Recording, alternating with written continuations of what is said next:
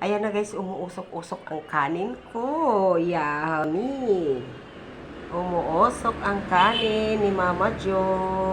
At ito na rin ang ating paksiw na, ano ba tawag nito? Yung lupoy. Tawag sa amin ito guys sa mga Ilonggo, Ilongga, lupoy, paksiw. Tuyo ang pagpaksiw ko guys. Wala siyang pinatakan ko siya ng kaunti lang na mantika. Yummy, yummy guys. At ito ang aking sausawan, kalamansi. Yan, si Iya, linutuan ko ng ganyan kasi hindi yan, parang hindi pa to pwede sa mga bata. Iwan ko lang. Basta ako hindi ko muna siya papakainin nito kasi baka matinik siya.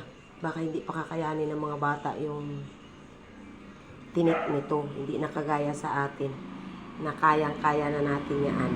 Dito na guys, kakain na tayo. Yan ang i-partner mo dyan, oh. Ganyan, umuusok-usok siya. Tapos, kukuha ka ng ganyan, isawsaw mo dito. Yummy. Yan guys.